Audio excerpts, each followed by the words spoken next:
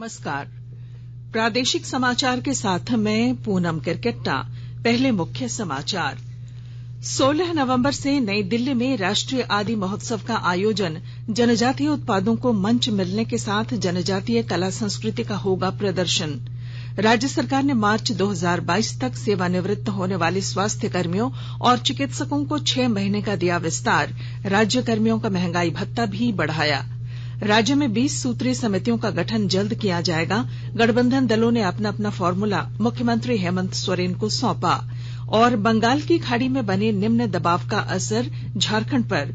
राज्य के विभिन्न हिस्सों में रुक रुक कर हो रही है बारिश। 16 नवंबर से ठंड बढ़ने का अनुमान। और अब समाचारों से पहले जरूरी संदेश। देश ने कोविड टीकाकरण अभियान के अंतर्गत 100 करोड़ टीके लगाने का लक्ष्य हासिल कर इतिहास रचा है। इस महत्वपूर्ण कार्य में योगदान करने वाले चिकित्सकों, नर्सों और अन्य स्वास्थ्य कर्मियों का आकाशवाणी अभिनंदन करता है। इसके साथ ही हम आपको सतर्क भी करना चाहते हैं कि कोविड अभी समाप्त नहीं हुआ। आप सभी से हमारी अपील है कि यथाशीघ्र दोनों टीके लगवाएं और अन्य लोगों को भी टीके लगवाने के लिए प्रेरित करें। त्योहारों के समय कृपया इन 3 आसान उपायों का पालन अवश्य करें। मास्क पहनें, 2 गज की सुरक्षित दूरी बनाए रखें, हाथ और चेहरा साफ रखें। कोविड से संबंधित कोई भी जानकारी और मार्गदर्शन के लिए आप राष्ट्रीय हेल्पलाइन नंबर 011-2397-8046 और 1075 पर संपर्क करें। इसके अलावा राज्य हेल्पलाइन नंबर 104 डायल कर समस्या का त्वरित समाधान लिया जा सकता है। महिला और बाल विकास मंत्रालय की चाइल्ड हेल्पलाइन है 1098। वरिष्ठ नागरिकों के लिए हेल्पलाइन 14567। मनोवैज्ञानिक सहायता के लिए निमहांस का नंबर है 0804611007। आयुष कोविड परामर्श हेल्पलाइन नंबर है 14443 और MyGov WhatsApp help desk number 90131515 पर व्हाट्सएप मैसेज भेजकर टीके का प्रमाण पत्र यथाशीघ्र डाउनलोड किया जा सकता है। केंद्रीय जनजातीय मंत्री अर्जुन मुंडा ने कहा कि केंद्र सरकार ने भगवान बिरसा मुंडा की जयंती 15 नवंबर को जनजातीय गौरव दिवस के रूप में मनाएगी। प्रधानमंत्री नरेंद्र मोदी जनजातीय गौरव दिवस समारोह का नेतृत्व करेंगे। उन्होंने बताया कि 15 नवंबर को प्रधानमंत्री संसद भवन में बिरसा मुंडा की प्रतिमा पर पुष्पांजलि अर्पित करेंगे और उसके बाद रांची में बिरसा मुंडा स्वतंत्रता सेनानी संग्रहालय का वर्चुअल उद्घाटन भी करेंगे। श्री मुंडा ने बताया कि 16 नवंबर से नई दिल्ली में राष्ट्रीय आदि महोत्सव का आयोजन किया जाएगा, जो जनजातीय उत्पादों के लिए एक मंच प्रदान करेगा और जनजातीय कला और उनकी संस्कृति को प्रदर्शित भी करेगा। झारखंड कैबिनेट ने कल संशोधित नियुक्ति नियमावली समेत 37 प्रस्तावों पर मंजूरी दे दी है। संशोधित नियुक्ति नियमावली को मंजूरी मिलने से अब नियुक्ति का मार्ग प्रशस्त हो गया है। मुख्यमंत्री हेमंत सोरेन की अध्यक्षता में आयोजित बैठक में मंत्रिमंडल ने राज्य कर्मियों का महंगाई भत्ता 3% बढ़ाने का निर्णय लिया। वहीं सरकार ने यूनिवर्सल पेंशन योजना को भी मंजूरी दी। इसके अंतर्गत अब 18 साल से ऊपर के असहाय लोगों, गरीबी रेखा से नीचे गुजर बसर करने वाले 60 वर्ष से अधिक आयु वर्ग और 40 साल या इससे अधिक उम्र की विधवा जो बीपीएल समूह में शामिल हो, उन्हें इस योजना का लाभ मिलेगा। मंत्रिमंडल ने सरकारी स्कूलों के 9वीं 10वीं के सामान्य वर्ग के बच्चों को भी पुस्तकें निःशुल्क देने का निर्णय लिया है। इसके अलावा ग्रेटर रांची का निर्माण नगर विकास विभाग द्वारा कराने, मार्च 2022 तक सेवानिवृत्त होने वाले स्वास्थ्य कर्मियों और चिकित्सकों को 6 महीने का विस्तार देने, झारखंड स्टेट सिविल कोर्ट में कोर्ट मैनेजर 2020 के गठन को भी मंजूरी दी गई। इसके अलावा राज्य में विभिन्न प्रमुख सड़कों के मजबूतीकरण और चौड़ीकरण के लिए राशि भी मंजूर की गई। देश ने राष्ट्रीय कोविड टीकाकरण अभियान के अंतर्गत 111 करोड़ से अधिक कोविड रोधी टीके लगाकर महत्वपूर्ण उपलब्धि हासिल की है। अब तक 111 करोड़ 35 लाख से अधिक टीके लगे हैं। स्वास्थ्य मंत्रालय ने बताया कि कल 52,99,000 से अधिक टीके लगे। वहीं झारखंड में अब तक 2 करोड़ 15,90,847 लोगों को कोविड रोधी टीके लगाए जा चुके हैं। स्वास्थ्य मंत्रालय ने कहा है कि सरकार देश भर में कोविड टीकाकरण की गति तेज करने और इसका दायरा बढ़ाने के लिए प्रतिबद्ध है। कोरोना हारेगा अभियान के तहत रामगढ़ जिले में टीकाकरण जारी है। सुदूरवर्ती क्षेत्र में ग्रामीणों ने गांव में टीकाकरण अभियान को 100% के करीब पहुंचाया है। विस्तृत जानकारी दे रहे हैं हमारे रामगढ़ संवाददाता।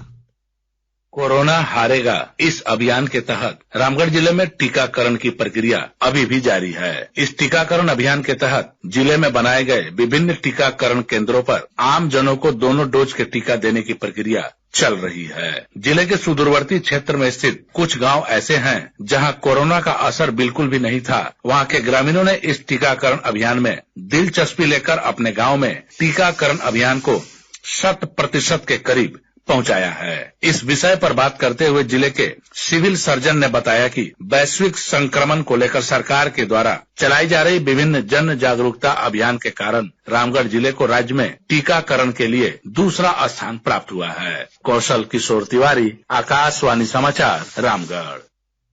राज्य के मुख्य निर्वाचन पदाधिकारी के रवि कुमार ने कल धनबाद के पीके रॉय मेमोरियल कॉलेज में वोटर्स फेस्ट कार्यक्रम को संबोधित किया।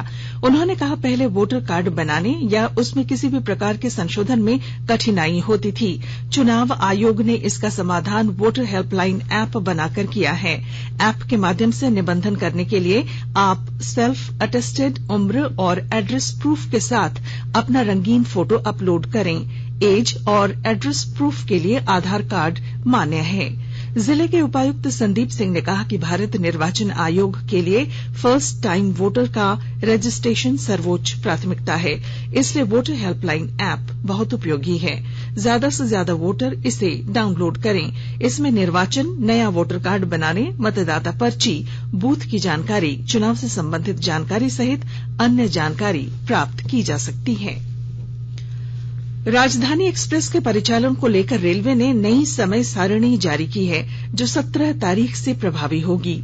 नई दिल्ली से रांची तक 17 नवंबर से 9 मार्च 2022 तक यह ट्रेन 17 ट्रिप चलेगी। वहीं रांची से नई दिल्ली तक 18 नवंबर से 10 मार्च तक 17 ट्रिप चलाई जाएगी।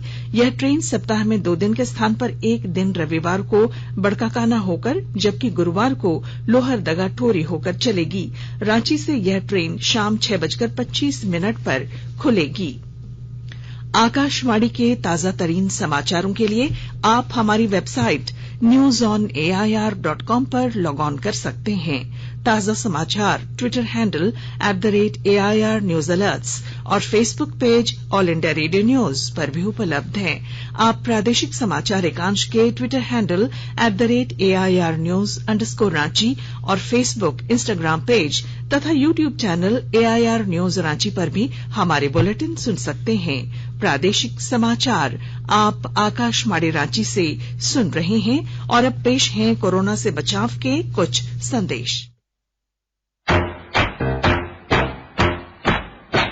चलो मिलकर एक शुरुआत करें, चलो एक फैसला आज करें, मास्क नहीं तो टोकेंगे, कोरोना को रोकेंगे। चलो एक इरादा करते हैं, चलो कुछ वादा करते हैं, मास्क नहीं तो टोकेंगे, कोरोना को रोकेंगे। भारत सरकार द्वारा जनहित में जारी। कोविड-19 से बचाव और सुरक्षित रहने के 3 उपाय। मास्क लगाएं, 2 गज दूरी है जरूरी, सुरक्षित दूरी रखें, हाथ और मुंह साफ रखें।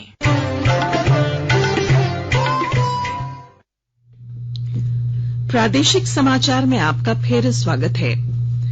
राज्य में 20 सूत्री समितियों का गठन जल्द किया जाएगा। गठबंधन दलों ने अपना अपना फॉर्मूला मुख्यमंत्री हेमंत सोरेन को सौंप दिया है। गठबंधन सरकार में शामिल दल, झामुमो, कांग्रेस और राजद के कार्यकर्ताओं को विभिन्न समितियों में जगह मिलेगी। इसके अंतर्गत 13 जिले जहां झामुमो के विधायक अधिक हैं, वहां समिति के अध्यक्ष झामुमो के होंगे और सदस्यों की संख्या भी अधिक होगी।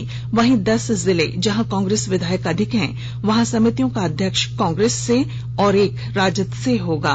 मंत्री सत्यानंद भोक्ता ने बताया कि राज्य के सर्वांगीण विकास के लिए समितियों का गठन किया जाना जरूरी है।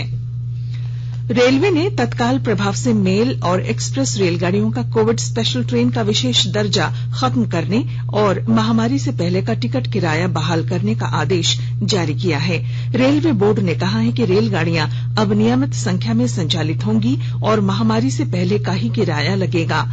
रेलवे लॉकडाउन में ढील मिलने के बाद से केवल विशेष रेलगाड़ियां ही चला रहा है। लंबी और कम दूरी की रेलगाड़ियों को विशेष रेलगाड़ी के रूप में चलाया जा रहा है, जिसका किराया अधिक है। यह व्यवस्था लोगों को अनावश्यक यात्रा से बचाने के लिए शुरू की गई थी। अमृत महोत्सव के तहत आकाशवाणी के साप्ताहिक क्विज में आइए आप भी शामिल हों।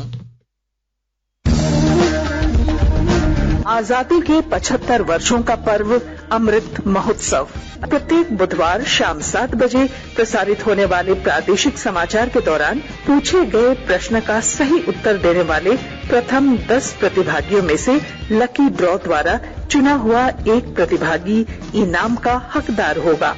इसके लिए सुनते रहें आकाशवाणी रांची का प्रसारण।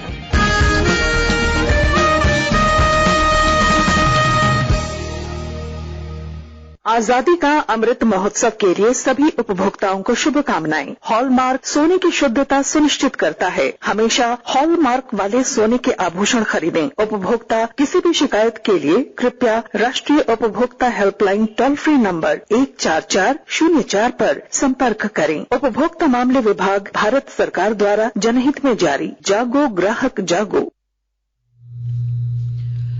छठ पूजा संपन्न होने के बाद डीवीसी ने झारखंड में बिजली कटौती फिर से शुरू कर दी है। कमांड एरिया में प्रतिदिन 4 से 8 घंटे तक लोड शेडिंग की जा रही है। ऊर्जा सचिव अविनाश कुमार ने कहा कि बकाया राशि के भुगतान को लेकर डीवीसी से बातचीत चल रही है और समाधान जल्द हो जाएगा।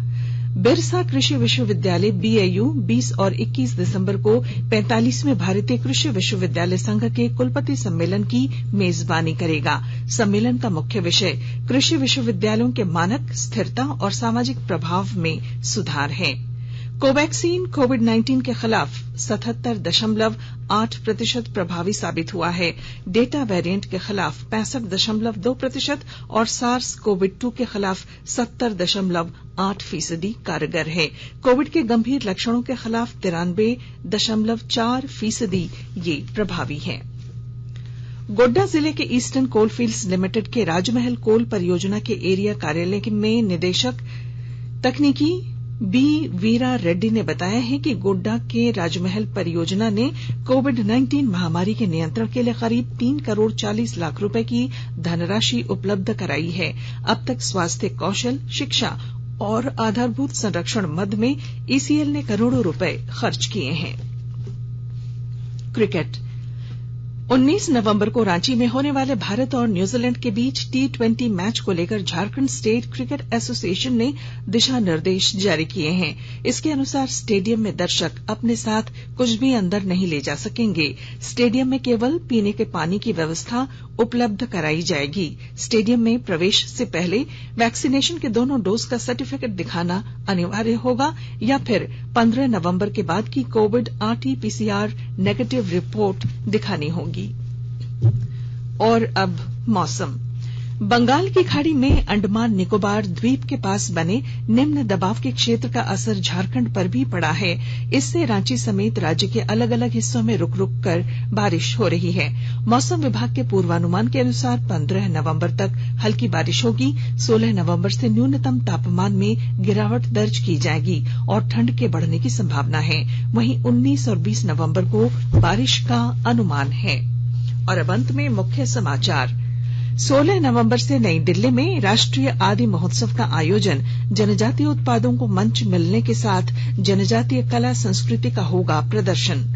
राज्य सरकार ने मार्च 2022 तक सेवानिवृत्त होने वाले स्वास्थ्य कर्मियों और चिकित्सकों को 6 महीने का दिया विस्तार। राज्य कर्मियों का महंगाई भत्ता भी बढ़ाया। राज्य में 20 सूत्रीय समितियों का गठन जल्द किया जाएगा। गठबंधन दलों ने अपना अपना फॉर्मूला मुख्यमंत्री हेमंत सोरेन को सौंपा। और बंगाल की खाड़ी में बने निम्न दबाव का असर झारखंड पर। राज्य के विभिन्न हिस्सों में रुक रुक कर हो रही है बारिश। 16 नवंबर से ठंड बढ़ने का अनुमान। और इसके साथ ही आकाशवाणी रांची से प्रादेशिक समाचार का ये बुलेटिन समाप्त हुआ। नमस्कार।